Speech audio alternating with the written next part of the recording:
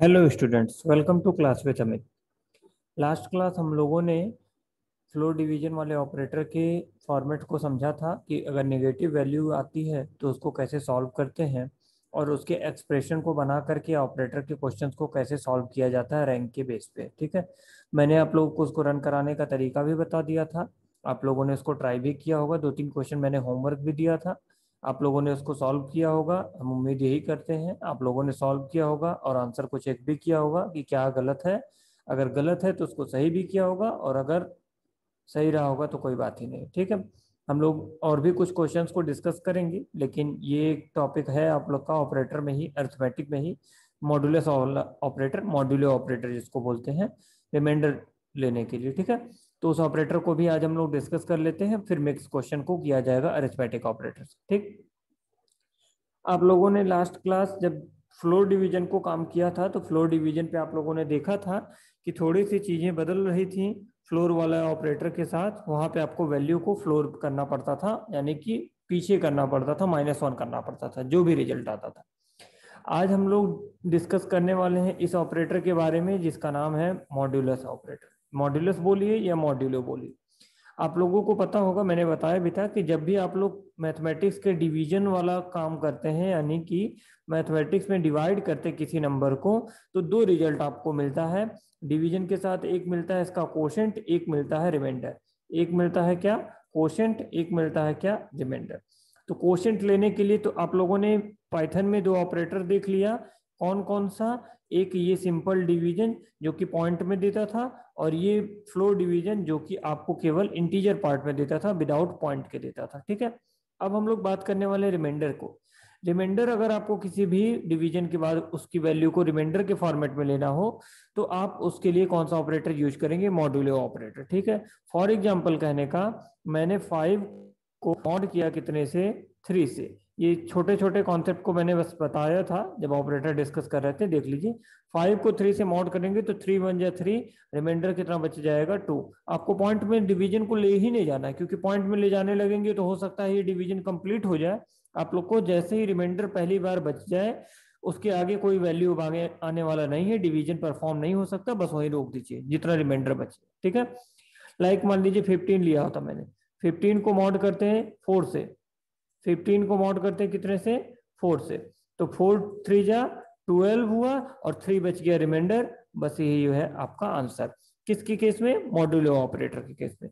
But अगर यही same format जो हम लोगों ने फ्लोर डिवीजन की निगेटिव वैल्यू के साथ देखा था, वही काम यहाँ पे भी हम लोग कर लें, ठीक है, तो भी निगेटिव वैल्यू वाला बता ही रहे। साथ साथ में एक दो एग्जांपल और देख लीजिए कि मान लीजिए मैंने 10 लिया होता और 10 को मैंने फ्लोर डिवाइड किया होता कितने से? 2 से। तो 2 5 जा 10, 5 टाइम्स में पूरा पूरा डिवाइड हो गया ना, तो रिमाइंडर कितना बचा? 0। ठीक है, बट अगर मैंने यहाँ डिवाइड किया होता कितने से? 2 को डिवाइड किया होता कितने से? 10 से।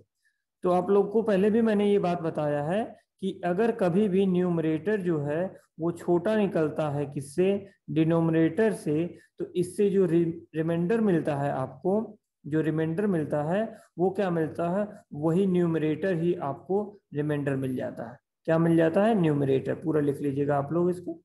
ठीक है, और इससे जो कोशेंट मिलता है, कोशेंट, कोशेंट का मतलब, अगर कोशेंट का बस इंटीजर पार्ट बोले, कोशेंट का बस इंटीजर पार्ट बोले, यानी दशमलव से पहले, डेसिमल से पहले वाली वैल्यू की बात करें, तो उसमें क्या मिलता है? 0। क्या मिलता है? 0। और अगर पॉइंट में ले जाएंगे यानी 0.4 0.3, तब तो कोई बात ही नहीं। यानी कि अगर आपने ये फ्लोर डिवीजन वाला ऑपरेटर यूज किया है, जिसको समझ में नहीं आ रहा होगा कि फ्लोर डिवीजन क्या बोल रहे हैं, मॉड्यूलस क्या बोल रहे हैं, ऑपरेटर क्या बोल रहे हैं, यानी कि उसने पुरानी क्लासेज नहीं देखा, पुरानी क्लासेज देख करके प्लेलिस्ट से तभी आगे बढ़िएगा, नहीं तो बीच में से समझ में नहीं आएगा। ठीक है, प्लेलिस्ट का लिंक आप लोग को डिस्क्रिप्शन बॉक्स में मिल जाता है।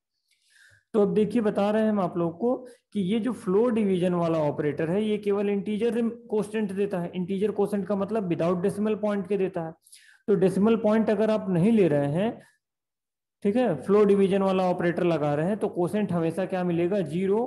कब? अगर न्यूमरेटर छोटा रहेगा डिनोमिनेटर से। फॉर एग्जांपल न्यूमरेटर देखिए 2 है, हम इसको डिवाइड कर रहे हैं, फ्लोर डिवाइड कर रहे हैं कितने से? 5 से। 2 को 5 से डिवाइड करेंगे तो क्या ये डिवीजन परफॉर्म हो पाएगा? 2 को जब आप 5 से डिवाइड करने जाएंगे तो क्या ये कभी परफॉर्म हो पाएगा?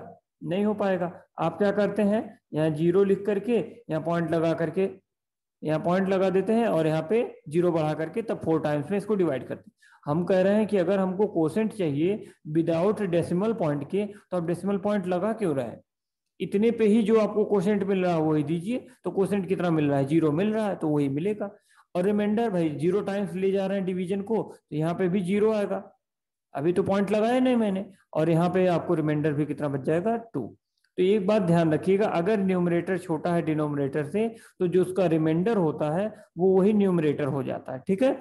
और उसका जो कोशेंट होता है, अगर विदाउट डेसिमल पॉइंट की बात करेंगे तो 0 होगा, और डेसिमल के साथ ले जाएंगे तब तो कोई बात ही नहीं है। अब डेसिमल के साथ ले जाते हैं, अगर ये सिंगल वाला डिवीजन मैंने यहाँ दिया होता, ये वाला ना लगाया होता, सिंगल डिवीजन लगाया होता, तो ये 4 टाइम्स में जाता 20 होता, 20 को डिवाइड करके कंप्लीट कर देते, ठीक है। तो इसका क्वेश्चन कितना आता है? 0.4।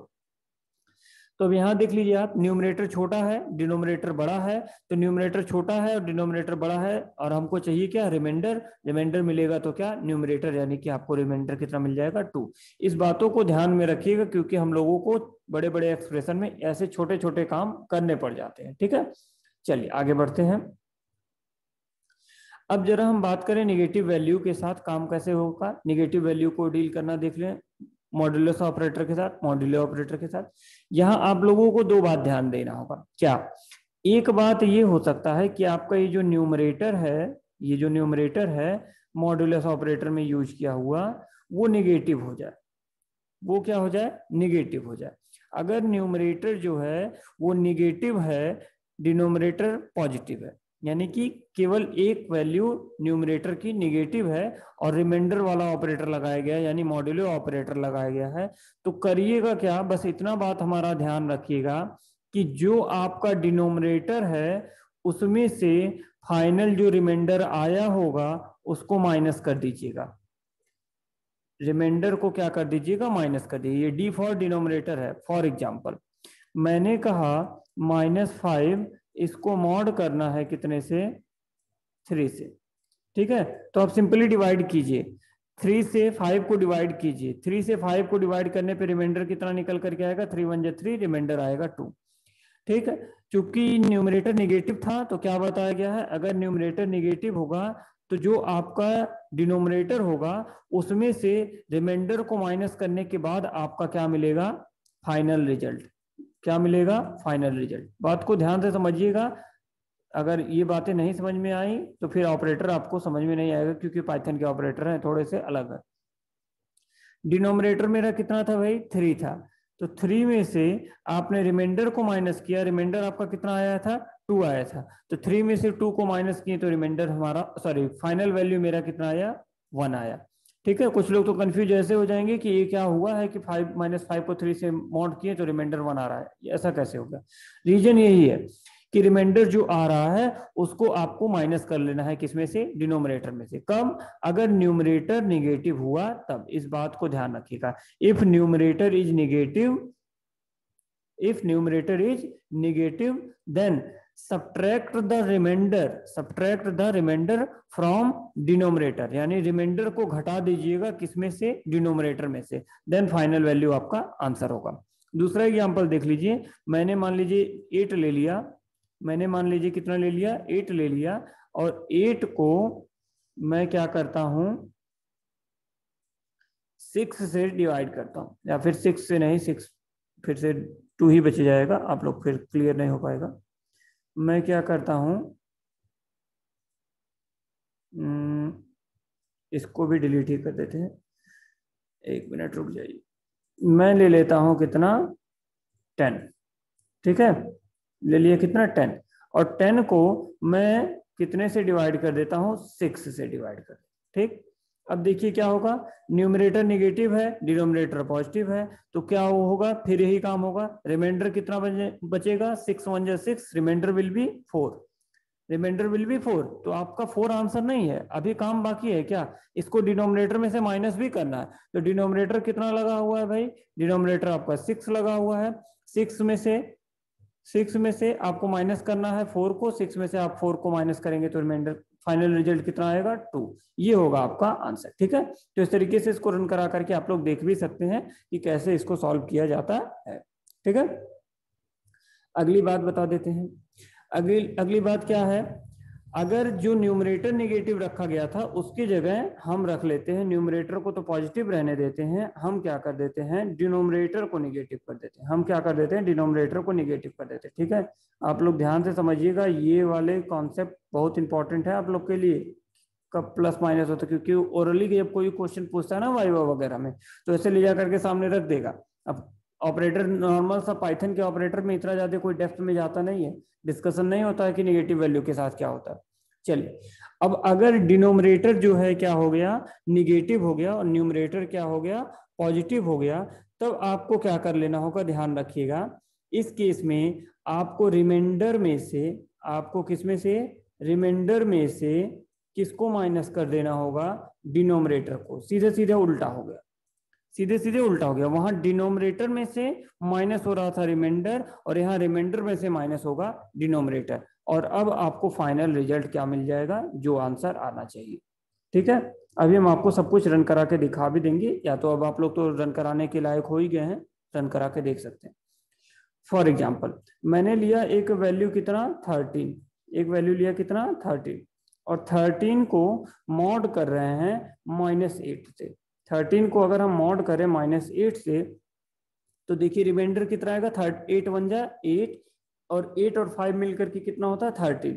तो रिमाइंडर आपका कितना आ रहा है 5, रिमाइंडर कितना आ रहा है 5, और डिनोमिनेटर आपका कितना है भाई, डिनोमिनेटर कितना है 8, डिनोमिनेटर कितना है 8। तो 5 में से आपको क्या कर देना है, माइनस कर देना है।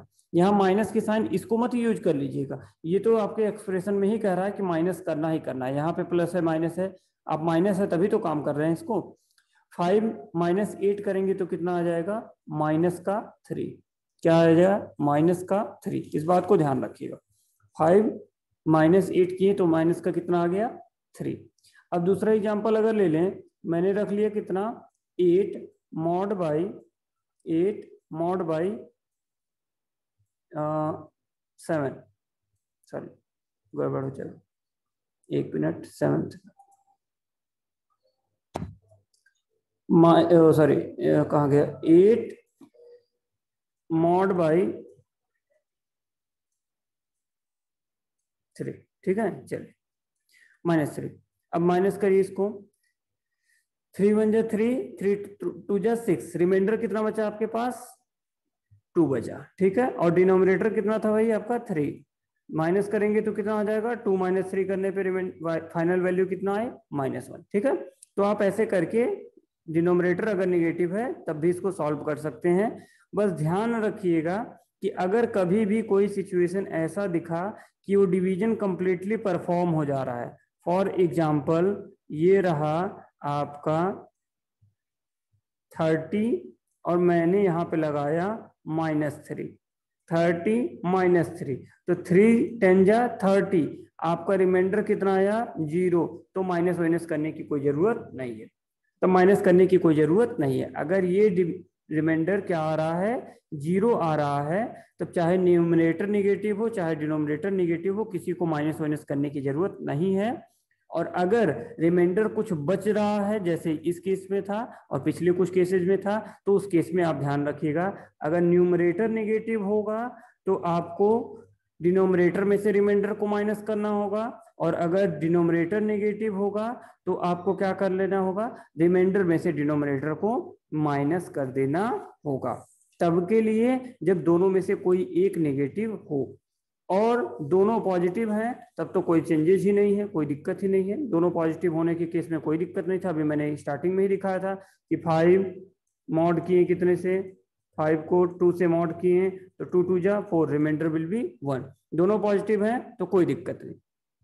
ठीक है, दोनों नेगेटिव हों तो भी कोई दिक्कत नहीं है। For example -5 mod by -2, -5 mod by -2, 5 को 2 से मॉड करना है, माइनस ये उड़ जाएगा मतलब हट जाएगा, कहाँ से, एक्सप्रेशन से, लेकिन रिजल्ट में आपका नेगेटिव के साइन आएगा।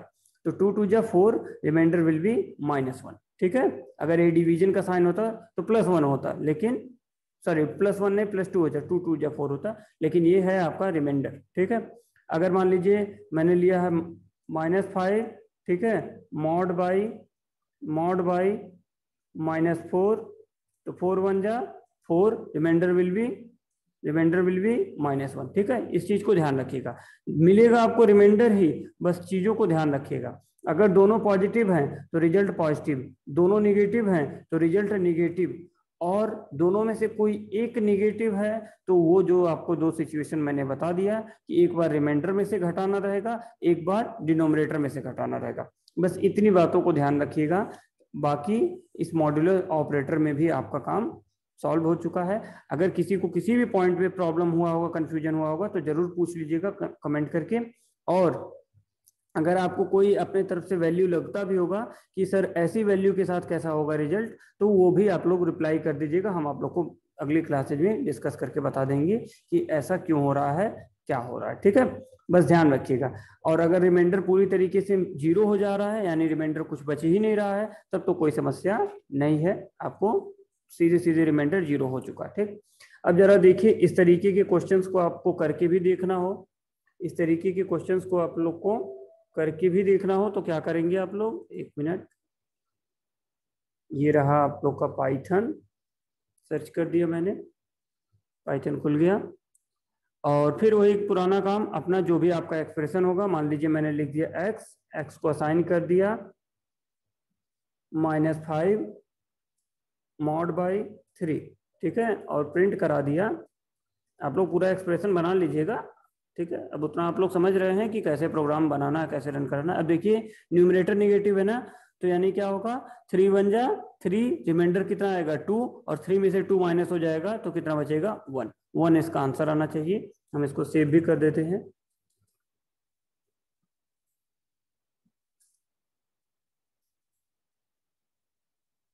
ये देखिए 1 आपका आंसर आ गया। ठीक है, आप लोग अपने कंपाइलर पे बाकी जितने एग्जांपल्स मैंने कराया उसको रन करा के देख भी लीजिएगा, अगर कहीं कोई प्रॉब्लम आएगी तो जरूर बताइएगा। ठीक है, कल हम लोग इस तरीके के क्वेश्चंस को प्रैक्टिस और करेंगे डिटेल में।